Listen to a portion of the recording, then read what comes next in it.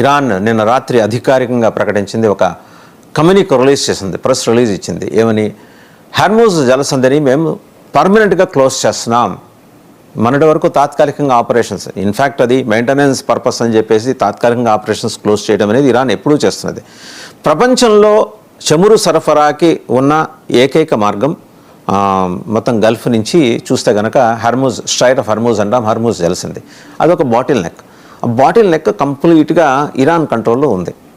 So ఆ జలసంధిని కనుక మూసేస్తే ఏంటి అంటే ప్రపంచంలో మిగిలిన దేశాలకి జరిగే చమురు రవాణా ఒక 20 నుంచి 30% దెబ్బతింటుంది. క్యాస్కేడింగ్ ఎఫెక్ట్ ఎలా ఉంటుంది అంటే చమురు ధరలు ఇప్పుడు బ్యారెల్ $68 ఉంది, అది $140 నుంచి $150 దాకా వెళ్ళొచ్చని అల్ జజీర్ మీడియా సంస్థ చెప్తోంది, రాయిటర్స్ చెప్తోంది, and New York Times, Washington Post కూడా అదే మాట చెప్తున్నాయి. And China is more worried about that. రష్యాకి పెద్ద వరీ లేదు. వరీ అవ్వాల్సిన రెండు ప్రధానమైన దేశాలు, ఆయిల్ డిపెండెన్సీ ఉన్న దేశాలు ఏంటంటే చైనా అండ్ భారత్. సో మన 2 దేశాలు వరీ అవుతున్నాయి. బట్ మనం ఆల్రెడీ ఏంటంటే $110, $120కి ఎగబాకినప్పుడున్న ప్రైసెస్కి అనుగుణంగా చేసిన రిటైల్ ధరలనే ఈరోజు మనం చెల్లిస్తున్నాం. వినియోగదారుడు ఎండ్ కన్జ్యూమర్ చెల్లిస్తున్నాడు. బట్ ఇది $140కి పెరిగితే ప్రపంచవ్యాప్తంగా చమురు ధరలు ఎలాగూ పెరుగుతాయి. బట్ చైనా, భారత్లో మరింత పెరిగే ప్రమాదం స్పష్టంగా కనిపిస్తుంది. దీన్ని అడ్డు పెట్టుకొని, దీన్ని సాగ్గా తీసుకొని మన నెత్తిన పన్నులు బాధటానికి ప్రభుత్వాలు రెడీగా ఉంటాయి. రాష్ట్ర ప్రభుత్వాలకు ఆ లివరేజ్ ఇచ్చినా కూడా ఆ లివరేజ్ని ఎండ్ కన్జ్యూమర్కి ఇవ్వకుండా రాష్ట్ర ప్రభుత్వాలు ఆ డబ్బుని అట్టే పెట్టుకుంటున్నాయి తమ దగ్గర. సరే, రకరకాల వెల్ఫేర్ స్కీమ్స్, అది వేరే విషయం, మళ్ళీ మాట్లాడుకోవచ్చు. ఈ హర్మూజ్ జలసంధి మూసేస్తే తక్షణం ముంచుకొచ్చే ప్రమాదం ఎవరికి? 90 రోజుల నిల్వలు అటు చైనాకు ఉన్నాయి, భారత్కు ఉన్నాయి చమురు నిల్వలు 3 నెలలు. ఇలాంటివన్నీ ముందరే ఊహిస్తారు కాబట్టి ప్రపంచంలో ఏ రోజు ఏ రకమైన పరిణామాలు చోటు చేసుకుంటాయనే దానికి సంబంధించి so lot many doubts are there. So 3 నెలలకు ఉన్నాయి. బట్ ఇవాళ రేపు హఠాత్తుగా పెట్రోల్ బంకుల మీద ఎండ్ కన్జ్యూమర్స్ ఒకసారి దాడి చేసి ట్యాంకులు నింపేసుకుని వెళ్తారు. ఎన్ని రోజులు వస్తాయి? 1 వారం రోజులు, 10 రోజులు మ్యాక్సిమం వెహికల్ నింపుకుంటే వాళ్ళు తిరిగే ఈ ట్రాన్స్పోర్టేషన్కి సంబంధించింది. బట్ జలసంధిని మూసేస్తే వచ్చే ఇంపాక్ట్ ఏంటంటే ఒక్క ఇరాన్ చుట్టుముట్టి ఉన్న గల్ఫ్ కంట్రీస్ 8 నుంచి 9 కంట్రీస్ ఉన్నాయి. అవే కాకుండా ఇరాన్ కూడా చమురును ఎగుమతి చేయలేదు. ఆ విషయం ఇరాన్కి బాగా స్పష్టంగా తెలుసు. సో అలాంటప్పుడు ఎన్ని రోజులు మడి కట్టుకుని కూర్చుంటుంది ఇరాన్? ఒకటి. రెండోది, ఈ నిర్ణయం ఎప్పుడు ప్రకటించారు? ఖమేనీ మృతి చెందక ముందు, లేదా మృతి చెందినట్టు ప్రకటన రాకముందు రాత్రి 10:30కి 11కి ఈ ప్రకటన వచ్చింది. ఎందుకు ప్రకటన చేశారు? To give an impression that Khamenei is alive. Khamenei బతికే ఉన్నాడు, ఖమేనీ పరిపాలన ఇరాన్లో నడుస్తోంది. సో అమెరికా పెత్తందారీ ధోరణికి వ్యతిరేకంగా మేము మూసేస్తున్నాం అంటే ఖమేనీ స్టిల్ కమాండింగ్ ఇరాన్ అనే ఒక ఇంప్రెషన్ని, బలమైన ఇంప్రెషన్ని వ్యూహాత్మక యుద్ధ దౌత్యం అంటారు. వ్యూహాత్మక యుద్ధ దౌత్యంలో భాగంగా దీన్ని వాళ్ళు చాలా పర్ఫెక్ట్గా క్యారీ అవుట్ చేయగలిగారు. But under inevitable circumstances Iran is forced to announce the death of Khamenei.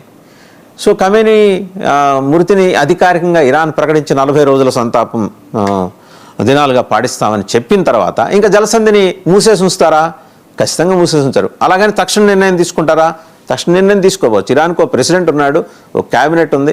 సరే, వాళ్ళ రక్షణ మంత్రిని, వాళ్ళ ఆర్మీ చీఫ్ని ఈ అమెరికా, ఇజ్రాయెల్ దళాలు చంపేసి ఉండొచ్చు కాక, but the rest of the cabinet is still there and the government is still in Vogue.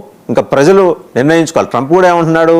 ఇంత దుర్మార్గము, పాశవికమైన దాడి చేసిన తర్వాత కూడా మీరు నిర్ణయించుకోవాలి ప్రజాస్వామ్యాన్ని, ప్రజాస్వామ్యంలో మీరు ఎంచుకోవాలని చెబుతున్నాడు. సో ఒక 10-15 రోజులు అక్కడ ప్రభుత్వం నడవటానికైతే ట్రంప్ దయార్ద్ర హృదయంతో అంగీకరించాలని మనం అనుకోవచ్చు. సో ఈ 10-15 రోజుల లోపల ఈ హార్మూజ్ జలసంధిని తిరిగి తెరిచే అవకాశాలు ఉన్నాయి. అండ్ 10-15 రోజులు క్లోజ్ చేస్తే వచ్చే అడ్వర్స్ ఇంపాక్ట్, చాలా బలమైన ఇంపాక్ట్ ఎవరి మీద ఉంటుంది? చైనా మీద ఉంటుంది ఫస్ట్. తర్వాత ఎవరి మీద ఉంటుంది? మన మీద ఉంటుంది. ఆ తర్వాత ఎవరి మీద ఉంటుంది? ఇరాన్ మీద కూడా ఉంటుంది. ఎందుకంటే వాళ్ళు ఎన్నాళ్ళు దాచుకుంటారు వాళ్ళ చమురు సంపదని, బయటికి పంపించాలి. సరే, ఇంకా దీంతో పాటు జలసంధిని మూసివేసిన తర్వాత హఠాత్తుగా అక్కడికి ఏంటంటే ఈ ఇనాపరేటివ్ ఏరియాస్లోకి ఉగ్రవాదులు ఎలా చొరబడతారనేది మనకి చరిత్రలో చాలా దృష్టాంతాలు ఉన్నాయి. ఇప్పటికే జలసంధిని చుట్టుముట్టి హౌతీస్ వచ్చేస్తున్నారు.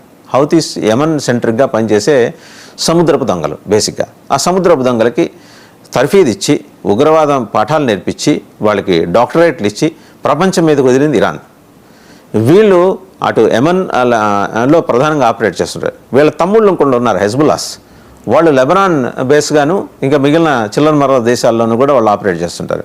వీళ్ళ పెద్దన్న హమాస్ మొన్నటిదాకా ఇజ్రాయెల్లో ఆపరేట్ చేసి పసిపిల్లలు వృద్ధుల వెనకాల నుంచి తుపాకులు ఎక్కుపెట్టి ఇజ్రాయెల్ని కంటైన్ చేయడానికి చూసింది. బయట ప్రపంచానికి ఎలాంటి మెసేజ్ పంపించింది?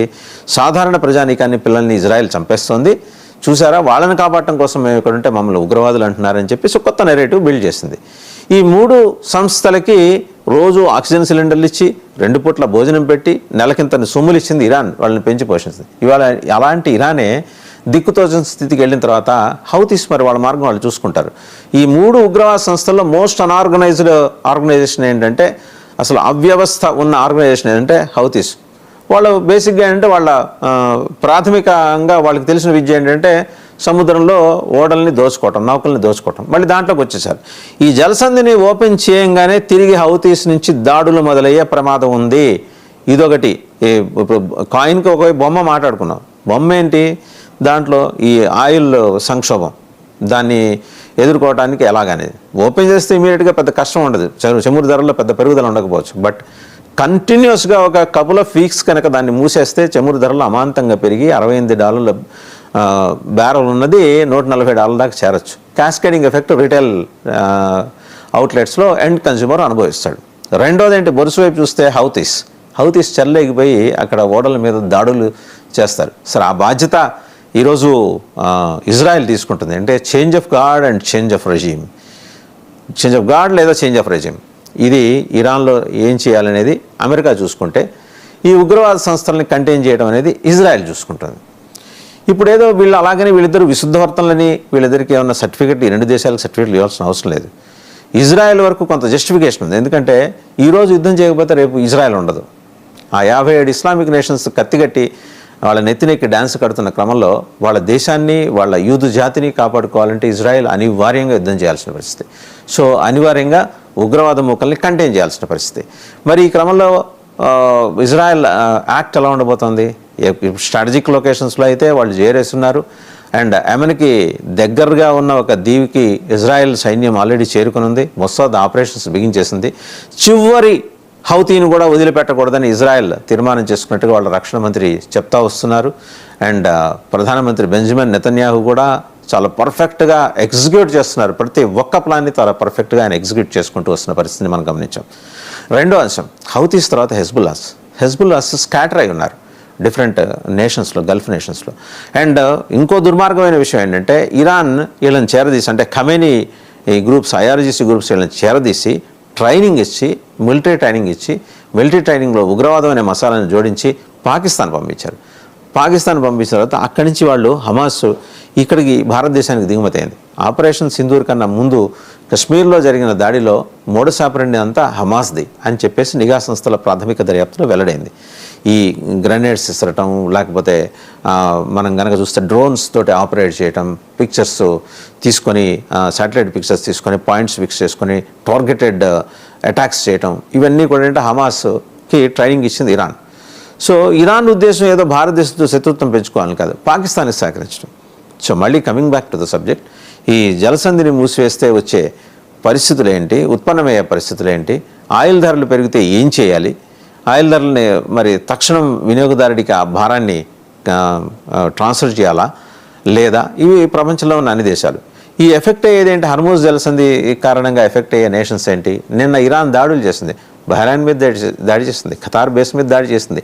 అంటే ఎక్కడెక్కడైతే US బేస్ ఉందో అవి ఇస్లామిక్ నేషన్స్ అయినప్పటికీ నిర్దాక్షిణ్యంగా, నిర్మోహమాటంగా ఇరాన్ దాడి చేసింది. ఇరాన్కున్న ఒక బలహీనత ఏంటంటే, ఇరాన్ పాలకులు కానీ లేకపోతే పాలకవర్గాన్ని శాసించే ముల్లాలు కానీ వీళ్ళందరూ షియా కమ్యూనిటీకి చెందిన వాళ్ళు. సో సున్నీ సమాజం వాళ్ళకి సపోర్ట్ రాలా. కనీసం రష్యా, భారత్, అట్లీస్ట్ భారత్ అయితే ఒక మాట అన్నది, సంయమనం పాటించాలని. రష్యా, చైనా అయితే ఖండించి ఇది దురదృష్టకరం అన్న మాట ఇస్లామిక్ నేషన్స్ ఏం మాట అలా దీనికి సంబంధించి. మరి ఈ క్రమంలో ఎలా ఉండబోతోంది? హర్మూజ్ జలసంధి మూసేసిన తర్వాత చైనాకి ఇంకొక సమస్య కూడా ఉంది. అది మూసేసిన తర్వాత వాళ్ళు ఏమన్నా తిక్క వేషాలు వేస్తే మలక్కా స్టేట్స్లో మనం ఆపేస్తాం.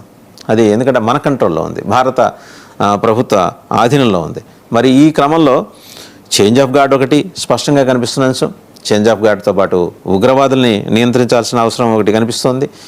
వీటన్నిటితో పాటు ఖమేనీ అంత్యక్రియల లోపల గనక అంత్యక్రియలు ఎలాగో క్యారీ అవుట్ చేస్తారు, అంత్యక్రియల లోపల గనక ఏదన్నా జరగరానిది జరిగితే దాన్ని అడ్రస్ చేయడానికి అనుసరించాల్సిన వ్యూహాలు. ఎందుకంటే గెరాల్డ్ ఆర్ఫోర్డ్లో ఉన్న సైన్యం అంతా కనుక మనం చూస్తే వాళ్ళు దాదాపు ఏడాదిగా బయట ఉన్నారు. రెండోది ఏంటంటే ఇరానియన్ అఫీషియల్స్ ఇంకా కలుగుల్లోనే దాక్కున్నారు చాలామంది. ఇరాన్ రక్షణ శాఖకు సంబంధించి జనరల్స్గా కీర్తి ప్రతిష్టలు సంపాదించిన వాళ్ళు అండ్ లబ్ధ ప్రతిష్టలైన వాళ్ళందరూ చాలామంది దాక్కున్నారు.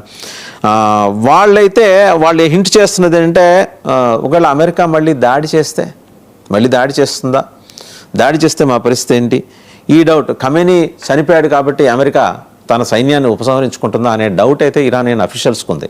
ఇరానియన్ అంటే మిలిటరీ పాలకులు ఇప్పుడు మిలిటరీ చచ్చే సాగు ఏంటంటే ఇరాన్ తోటి ఉన్న సమస్య మిలిటరీ పాలకులు వేరు and Islamic revolutionary guards corps వేరు.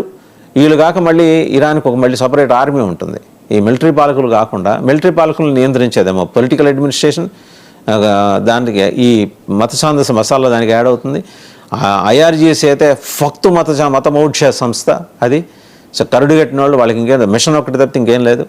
మూడోది ఇప్పుడు ఈ ఖమేనీ ఎంబడి ఉండి ఇన్నాళ్ళు నడిపించిన కొంత ఉగ్రవాదుల్లో కూడా కొంత ఉదారవాద వాళ్ళు దాన్ని అవలంబించే యూనిఫార్మ్డ్ ఆఫీసర్స్ రైస్ చేస్తున్న డౌట్ ఏంటంటే అమెరికా ఎప్పటికైనా దాడులు ఆపేస్తే లొంగిపోతాం అనే ఒక ఇండికేషన్ ఇద్దామా, వాళ్ళు చర్చించుకుంటున్నారు. ఆల్రెడీ నిన్న ఇరాన్ ఆర్థిక మంత్రి ఈ ప్రకటన చేశారు, మేము సిద్ధంగా ఉన్నాం చర్చలకని. అక్రాస్ ద టేబుల్ కూర్చోమనే కదా అమెరికా 3 దఫాలుగా వ్యూహాత్మకంగా చేస్తూ వచ్చింది. బట్ అదే సందర్భంలో American intelligence and Mossad Israel intelligence చేసింది ఏంటంటే వీళ్ళని చర్చలకు ఆహ్వానిస్తూనే మనకి గతంలో మనం చూసాం గవర్నమెంట్స్ మనం అడ్జస్ట్ నక్సలైట్ని చర్చలకు ఆహ్వానించి వాళ్ళ గుట్టుమట్లన్నీ తెలుసుకున్న తర్వాత వాళ్ళని లేపేయడం. ఇప్పుడు కూడా అదే ఇక్కడ జరగబోతుందా, ఈ మిలిటరీ ఆప్షన్స్ జరగబోతుంది చూడాలి. అంటే హర్మూజ్ జలసంధి ద్వారా ఉత్పన్నమయ్యే పరిణామాలు ఏ రకంగా ఉండబోతాయి, అది ఇరాన్ని చుట్టుముట్టిన గల్ఫ్ దేశాల భవితవ్యాన్ని, ఓవరాల్గా ఇస్లామిక్ దేశాల భవితవ్యాన్ని ఎలా మార్చబోతుంది అనేది. ఇప్పుడు ఒక బ్రేక్ తీసుకుందాం. బ్రేక్ తర్వాత పాకిస్తాన్, ఆఫ్ఘనిస్తాన్ అలాగే బలూచిస్తాన్ ఈ అంతఃసంఘర్షణలు ఎటుకు దారి తీస్తున్నాయి, అమెరికా స్టాండ్ ఎలా ఉండబోతుంది తెలుసుకుందాం.